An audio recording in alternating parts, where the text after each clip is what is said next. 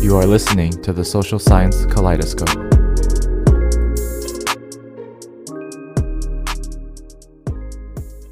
What's up, everyone? This is another episode of the Social Science Kaleidoscope with your host, KLAI. I have another special guest. I always say that on every episode, but he is truly a special guest, I promise you. Before we get into that, please follow the podcast on Spotify, Google Podcasts, Apple Podcasts, or anywhere else podcasts are found. And be sure to follow my socials at KLAI-descope or my Twitter handle at KMDLAI. All right, well, today we have a guest that has a passion for social sciences or economics that burns so fiercely that I could feel it from the other side of the world. Yeah, he's just been a great friend and definitely one of the few people I first met at the New York Fed. It's Shivram Viswanathan. Thanks for having me. Of course. It's a delight and an honor to be on this show, and I've been excited seeing all of your other episodes. So it's great that we could sit down and catch up. In this way. Yeah, for sure. Thank you so much for accepting the invite to be on this show. Definitely very excited to get into a lot of your background and kind of hear your thoughts on various topics. Before we do that, for anyone out there that has no idea who you are, why don't you do a quick intro of yourself? Yeah, I mean, sure. So Kevin and I guess, met, it's almost 4 years ago now, right? I suppose, yeah. Wow. Almost 4 years ago. That's incredible. Yeah. So I think we were cobbled together in what we fondly refer to as the pantry of the New York Fed, but it was a shared working space. And we were both interns in the research function, the research group at the New York Federal Reserve Bank. And we both were sort of in the same function, financial intermediation. As a result, we were sort of working with the same people and kind of thinking about similar things around the same time. And luck would have it, we both sort of came back after that summer internship to stay on for 2 years together at the Fed, where we made many more memories. But I guess before that, I was an undergraduate student at Rutgers, New Brunswick, where I studied economics and math. And right now, I guess sort of what I'm doing or where I am, it's like after I left the Fed, I had this really wonderful opportunity to go to Asia on a fellowship called the Luce Scholars Program. It's funded by the Henry Luce Foundation, and the purpose of the fellowship is sort of to give Americans, young Americans, specifically between the ages of I think 18 and 30, the opportunity to work in Asia and sort of live in an immersive environment in a country, learn the language, and engage professionally, especially for those people that might not otherwise have the opportunity to do that over the course of their careers. So I think. But so right now I'm in Seoul. Obviously, this year has been sort of crazy for everybody. I've sort of had a roller coaster of what this year has looked like, but it's been a tremendous and wonderful experience. A bit of a break from maybe what I'm used to in terms of like hard hitting social science research, and like, I mean, there's still that, but this has been like a huge step back in like informing sort of the worldview that I have, and just life in general. And so we can talk more about sort of what this year has been like and what I've been doing and stuff. But I guess kind of the thing I'm looking forward to now, as this fellowship is drawing to a close, is I'll be starting a PhD program in political economy and government this fall at Harvard University. So that's sort of me in professionally in a nutshell. Yeah, that's very good to hear. And it sounds like, yeah, this past year has been a lot for you, as it has been for a lot of us. And I'm glad to hear that you're doing well right now. Before we get into everything, I'm actually very curious about this, and this is completely off the cuff, but what were your first impressions of me? And then I'll say my first impressions of you. I oh that'd be yeah, I wish you'd go first, but because you asked, I'll honor the fact that you asked first. Um, I mean, I'm trying to think. I think what I was really struck by was sort of Kevin's enthusiasm, um, and his like you were just I think like even if like we were sort of in the trenches doing something that like was particularly tedious or challenging or difficult, like you just sort of somehow had a way of making it a humorous endeavor and just something that you found funny, amusing, uh, and exciting. And I think that's like that sort of attitude was infectious. And I was like, man, this guy has a great energy. I don't know I, where that I energy did went.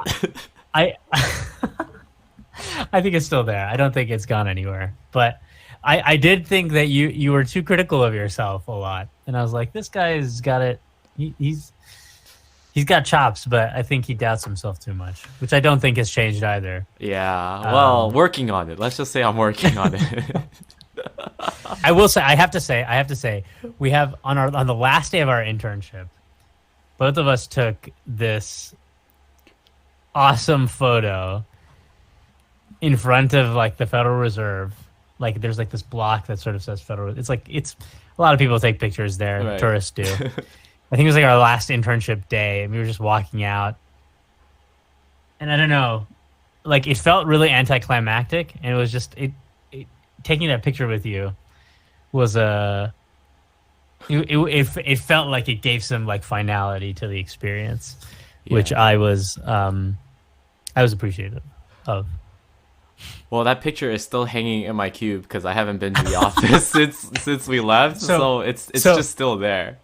so apparently they shipped my stuff back to my parents' place in New Right. Jersey, Right. and they shipped me the picture. So I have the picture. So you have your personal Um, copy of the picture. I have my personal copy of the picture that you gifted to me actually, Oh, wait. for my birthday one day at the Fed. Yeah. Oh, wow. I did not know Um, this. yeah. Forgot You about don't this. even you don't remember your own. I remember the kindness. picture Yeah, though. It's still hanging in my cube, but it said straight out of FRBNY. So, that's that right. was an incredible memory. Yeah. But I will say like my first impression was like you took my word. I was gonna say enthusiasm, but I think more in the sense of there was a breadth of interest when it came to you. So it's like not being tied down to just one subject within economics, but just widely exploring everything, talking to everyone, being social, being very open-minded, and then also being well researched in a lot of the things that you were interested in. Like you came in and you were just like, oh yeah, by the way, I knew about this paper and I have this synopsis of this paper. I have a synopsis of that paper. And so like, I mean, this is not like, oh, like I'm going to tell you everything from the identification strategy to the data being used. No, that's not the case here, but like getting the Yeah. general pictures from wide ranges of research all across the field. I think that was honestly very incredible. And actually one of the I guess primary motivators for actually me doing this podcast in the first place is just kind of exploring those different fields of economics, and I think definitely, being close to you or being near you at some point during my New York Fed definitely inspired that. So I have to thank you for that kind of drive and love for various different subjects and open-mindedness. So that was my Yeah. impression. So before we get completely sidetracked, I do want to ask you this question. How did you first get involved into social sciences and mainly in economics or political science or anything like that? Yeah, I think like I thought of myself more than anything at first as like sort of an empiricist. I was like very taken with like data and Mm-hmm. sort of understanding like statistics as sort of a tool that we can use to draw on a large number of experiences, a large number of sort of incidents to say something interesting or learn something interesting about behavior or a phenomena that exists in society. Um, and the way I sort of got into that was I took this class at Rutgers. It was like it was mainly intended for students writing theses, but I think like a sophomore in college, and I was, I was just like a little. I had this like nervous energy of like I'm at college. I need to like take hard classes and do all these. Like it was just sort of like I wish if I could go back, I'd tell myself to like calm down, take a walk in like Rutgers Gardens.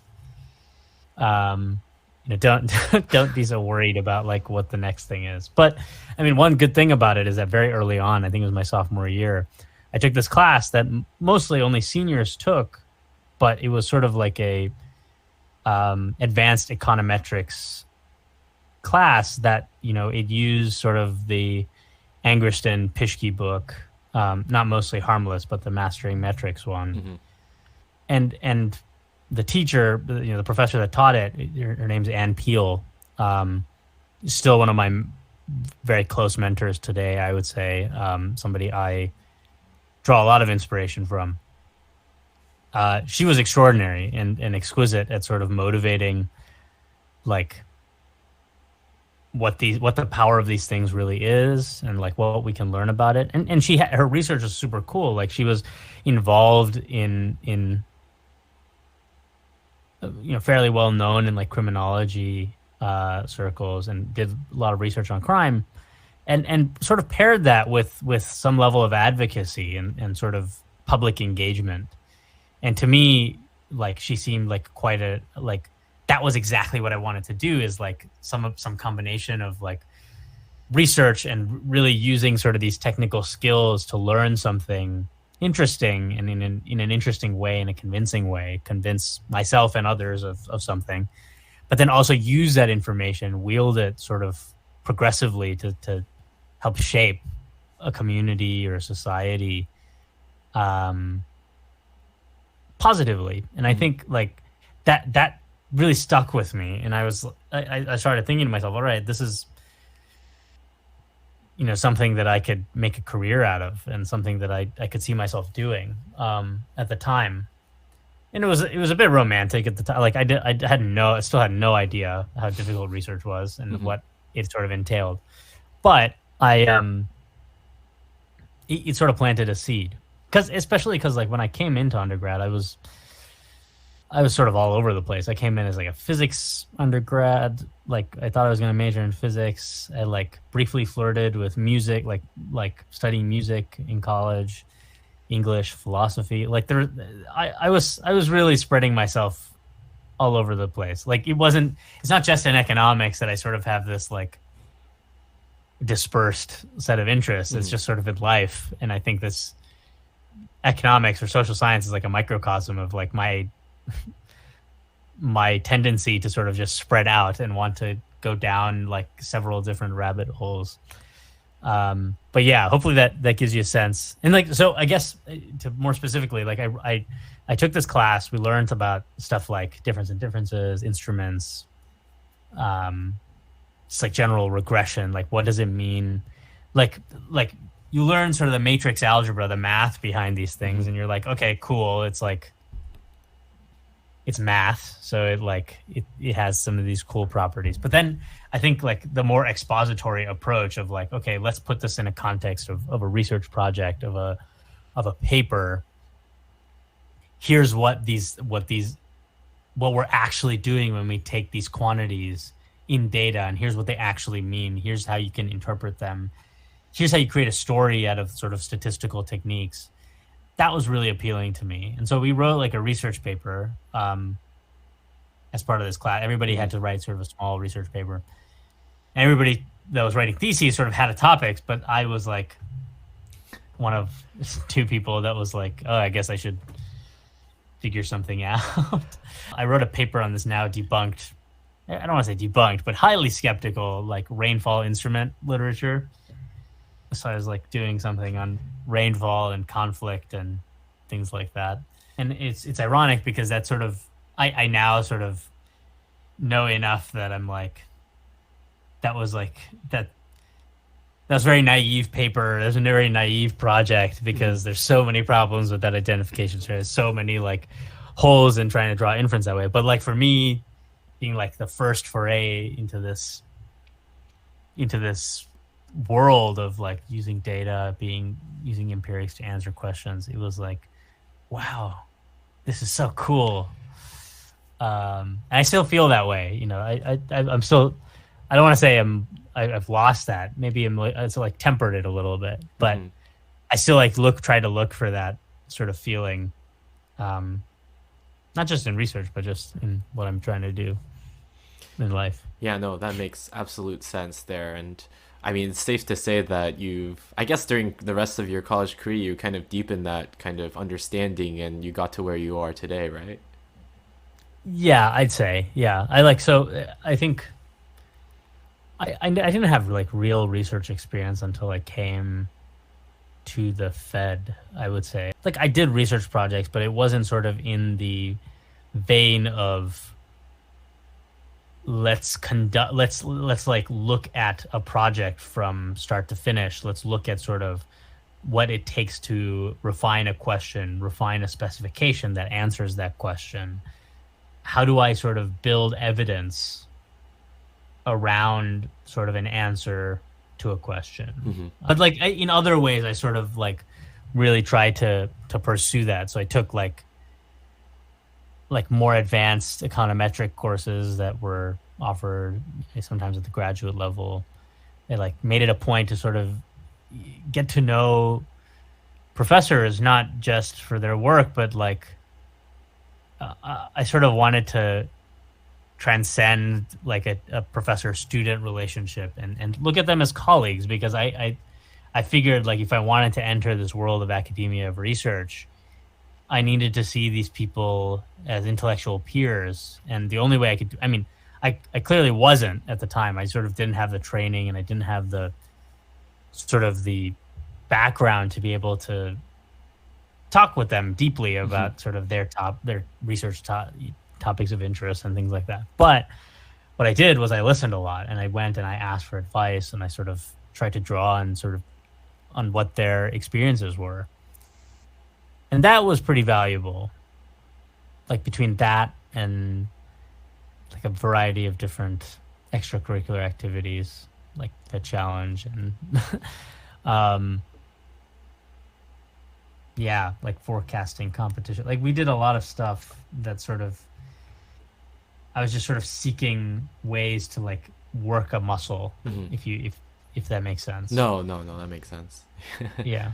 Yeah, it's like constantly training, but also in some sense, it's like, I mean, I'm pretty sure being a loose scholar, it's like learning a language, right? Because to me at least, speaking academia is very not niche, but I would say it's very different from just speaking normally to like, let's say a coworker or a colleague. And, I'm saying this as like being on both sides of it, both being in research and then being outside of research. It's very different how we converse. And so just working those chops is extremely important. And I think it served you well when you were an intern, you were talking to all these economists and getting valuable insights from a lot of them. Being able to speak the language, I'm pretty sure helped a lot in terms of not only your own maturity, but how the economists, perceived you having done that exercise. So Right. definitely a very valuable experience. I mean, at least from how I see it. So I just actually want to move on now because it's very interesting you brought up kind of the things that you were initially interested in. So like criminology, I guess some very public economy in some sense. So why financial intermediation? Like that just seems very far in some sense from that kind. I mean, there's some overlap. Like there's overlaps in all different fields in economics, but how did it end up being financial intermediation, and what did you take out of that experience? I think I knew very little sort of about finance, or the financial system, uh, from that perspective, sort of from like a research perspective. Like I had poured a lot of time into the Rutgers Fed Challenge team, and as a result, we had to learn a lot about monetary policy, transmission mechanisms, Hmm. more from a macroeconomics standpoint. But the idea of studying corporate finance, studying sort of financial products and how they sort of affect behavior in sort of the real economy, or even like other avenues of life, for people, that was something that was very new to me, and I Hmm. think I think it's very valuable that I explored it, because like now I sort of have some interest in corporate finance, which I never would have like expected. Right. And I like, it's not so much that I'm like I think it's not just about like I'm studying something super specific. I'm studying something that's unique to the setting, Hmm. but rather it's taking something that's available in a setting, like some feature of a particular situation or incident or event, and saying, okay, what does this teach me about the topic, and sort of what we know are sort of like patterns that we see more broadly. Hmm. And I think I'd seen that type of research in other fields, and I think I hadn't seen finance or financial research in that light until I came to the Fed and I sort of see. worked in that capacity. I Um, see. yeah. Okay, yeah. I mean, I agree with you there. I think I mean, at least from my experiences working in specifically financial intermediation, I think overall that was my general experience, was just a connection of finance to other phenomenon. So I think you hit it straight on Right. there. Like I think before I came to the Fed, it was like finance research was like, here's this asset pricing model.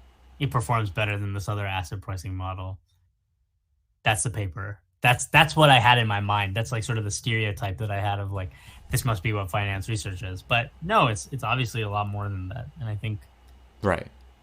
I wouldn't have sort of dug into that on my own if I hadn't sort of worked there and I Hmm. hadn't worked on those projects. Those Yeah. like, Yeah. So, was there any kind of notable projects or that you've worked on while you were at the New York Fed, or is there any kind of notable people that spread some valuable wisdom to you? I mean, I think I don't know how much I can talk about the projects, because I don't know if they're. I was sort of early stage on all of them. Um, well, so we both shared a mentor in James, Hmm. who unfortunately is no longer at the New York Fed, but is living his best life at the Philly Fed, is from what I hear. Yeah. Um, uh, and he, I sort of interned with him, and you um, returned to. Wait, did you intern for him? No, No, I you didn't didn't. You intern for interned for him, but Paul. I Yeah. worked for him when after being full Right, time. right. Yeah. You were after he came back. You worked for him. I think he like really gave me a lot of opportunities to grow, and he really put faith in me that like I I think he was great at like not patronizing me for not knowing things, because I was like obviously a Hmm. young, naive, budding researcher, Right. but also sort of instructing me on sort of, these are things that are useful, things that are valuable. And yeah, I think he was a great sort of source of support and kindness and mentorship. I worked very closely with Matt Plosser, um, Hmm. who you know. So a lot of people don't know this, but I worked a lot on policy work Hmm. in addition to research work, as Kevin will be able to tell you. But I work closely with Matt on both sort of my policy and research work. And I think like Matt made a lot of like affirmative actions on my behalf and was like very good about protecting my time and being basically a good source of advice. As busy as he was, like I think he had a lot of sort of commitments, but he really often made time um, talk about stuff that I had on my mind, whether it was like research ideas or advice on graduate school, advice on life. Hmm. Yeah, so it was a delightful delightful period. And I would be remiss if I didn't also mention Stefan, who joined the Fed like shortly after we did. So Hmm. he was kind of um, getting his sea legs for the first part of when we were at the Fed. But he really sort of truly treated me like an intellectual equal. It was great. I think talking to him about research. Hmm. Like I think he was just very candid with me, which I appreciated. Hmm. Um, and I think he was just forthright, which was good. Yeah. So Cool. those are, I think, the three people that I'd say I had like sort of the most interaction with, and they were pretty. They're all very kind and generous with their time and advice Hmm. and mentorship. It's good to hear. Yeah, and it's good to hear that you're constantly learning after you graduate undergrad and able to pick up new skills and then get to the point where you are right now or will go to. Just hearing about your experiences up till this point, it seems like you're interested in a lot of different things. Like you've talked about criminology, you've talked about, I mean, there's a lot about financial intermediation, there's a lot about like housing, Mhm. there's stuff about labor and climate change. And so, of all these Yeah. different fields, was there any like one particular field that, you might have furthered a lot more than another, or are you still kind of out there and looking at the various different fields? I mean, part of the reason I chose the program that I'm going to next year for a PhD is because I I don't want to shut any doors to myself off to myself if I don't have to. So that's why I'm sort of doing this very broad based thing that's like joint between three plus departments and like obviously with access to faculty across many others.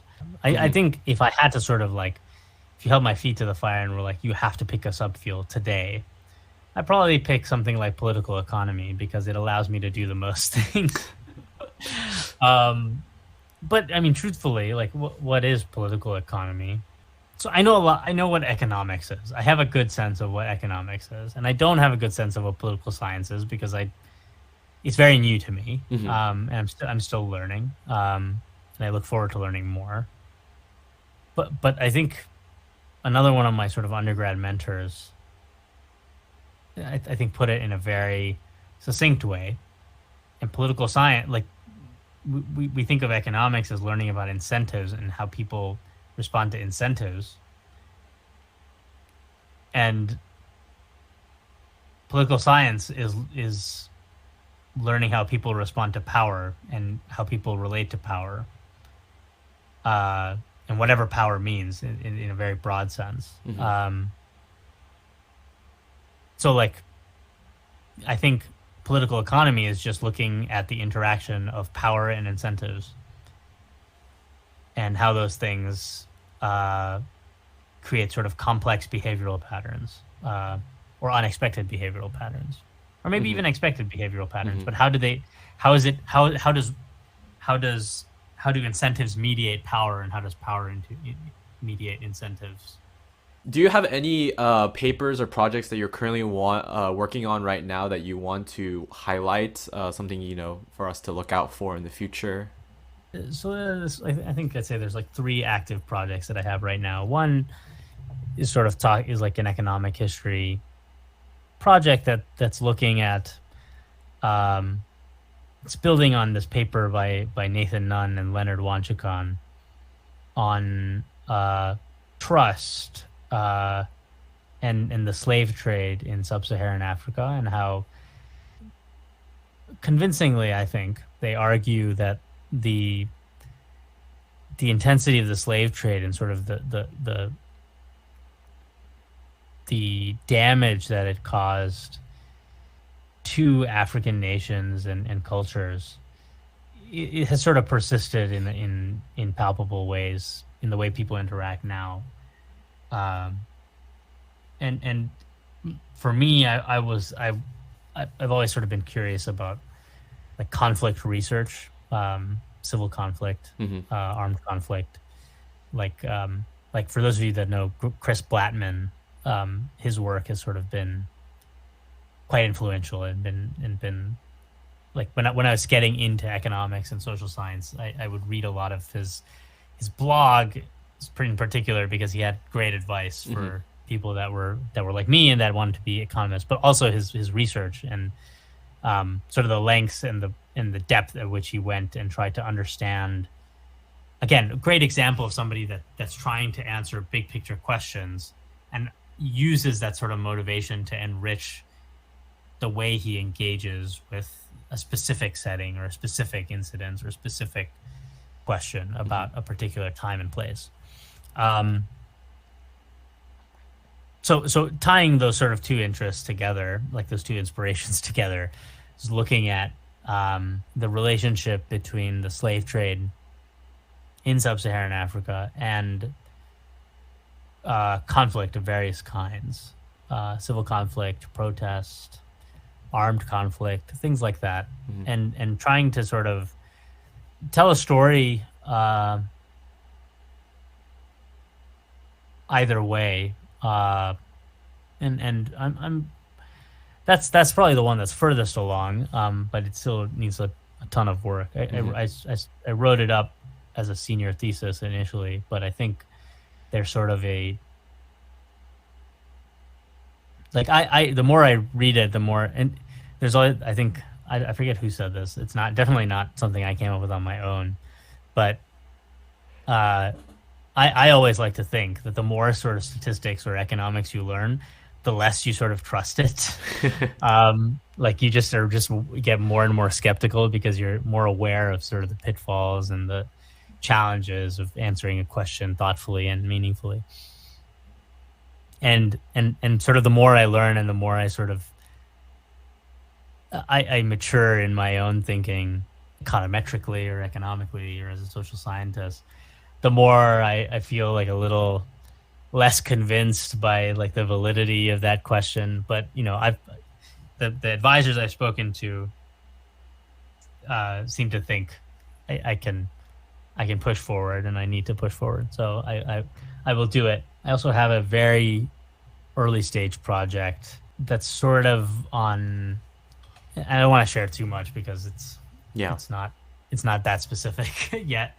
But it sort of was an idea about putting together sort of corporate financial shocks and like pass through to wages and look at if you are, you know, access to credit for a corporation is sort of exogenous. Can I sort of trace that or say something about an industry or a sector or an occupation that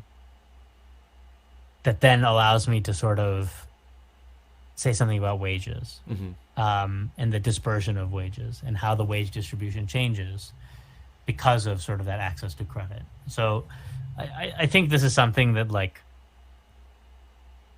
a lot of people that work in like the real effects of corporate finance that are looking at like labor and corporate finance, they're like sort of circling this idea, but I don't think it's been really done in an explicit way. Right. So hopefully that I can get that off the ground. Yeah. So that's like a corporate labor thing. There's the economic history, political economy sort of idea, conflict. And then I have this project that we sort of started together, looking at campaign finance and campaign contributions, and trying to look at it from the perspective of the gender of the candidate. Hmm. Um, and I think I think that's the one I'm most excited by right now, actually. Um, and so one sort of the advisors that I've spoken to at Harvard are kind of most excited by. Hmm. So, uh, Kevin, when are we going to meet about that? I'm going to put you on the spot right here Let's do it on right this. after this podcast recording. How about Yeah, that? sounds great. Sounds great. But no, yeah, For those that are listening, I don't think we're actually going to meet right after this podcast. but I will report back. I'll make sure Kevin issues a correction. I will make sure in the next episode of the podcast, Kevin says whether we met or not.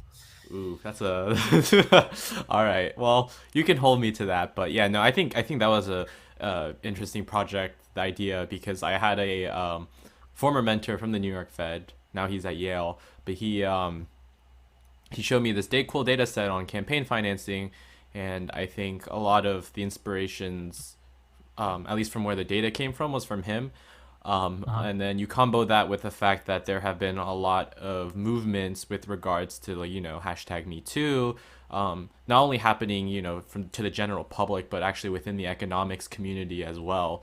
There was a Yeah. huge movement with that, and so that kind of just triggered the idea for, oh, like, what types of people are contributing to what types of candidates, and one of the dividing factors is could be gender. And so that's how we came up with this idea. And then I just asked Shiv, and since Shiv was very interested in political economy, he was just like, oh yeah, let me think about this too. And of course he knows a lot of literature and knows who to talk to about this type of stuff. And so very happy to get that off the ground. And we did talk about this initially to some Yeah. degree, and we did brainstorm some ideas in terms of how we were going to measure this, but everything is still on the way and very new. Yeah. And we're also on two completely different time zones, so that doesn't help as Yeah. well. But Exactly. once everything is in order, hopefully that will get off the ground. And I'm very flattered to hear that you're very excited about this project.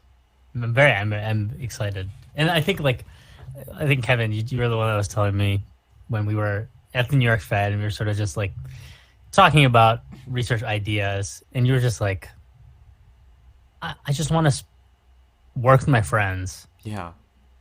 and yeah, that's like a huge joy of doing research. I just want to find people that I enjoy spending time with, and then find something that both interests us, Hmm. like we did, Yeah, yeah, yeah. and just do it. Yeah, yeah. It's an excuse to like hang out. That motivation has Um, not changed in any way. I think that's still one of my primary motivators for doing research analytical projects. So, yeah. yeah, Anyways, that is all the questions I've had for you with regards to your path so far. I mean, we're the same age, yeah, but it seems like you've gone through a lot. So, very very glad to hear about your experiences and kind of dive deeper into your Loose Scholarship, your educational background, your time at the New York Fed, and then hopefully you'll come back on the show after you enter your program at Harvard. And so we'll see how that turns out. But all the best wishes there. Before we actually leave, do you have anything you want to plug? So any social media, any website, etc. yeah. I have a. I mean, thanks. First of all, thanks so much, Kevin, for having me. I mean, it's always a delight just catching up with you, whether it's in front of a microphone or not. So this has felt as refreshing as any other time we've talked. Yeah, I mean, I guess I'm on Twitter. The handle is V Shivram V, so it's VSHIV RAM as in Mary V, bookended by V's, my first name. Um, and my website isn't live yet, but I should be live soon at vshivram.com. And hopefully this will be a kick in the butt for me to actually get my website together before you post this episode. So hopefully it'll be live by the All right. time you post this. Yeah, but anyways, thank you so much once again for being on the show. And for all the listeners out there, hope you enjoyed what Shivram has to say, or Shiv, what he Yeah. has to say. And hopefully you learned something about him and learned maybe something about social sciences as well today. As always, thank you so much for listening to another episode of the Social Science Kaleidoscope. I will hope to catch you all next time. Bye bye.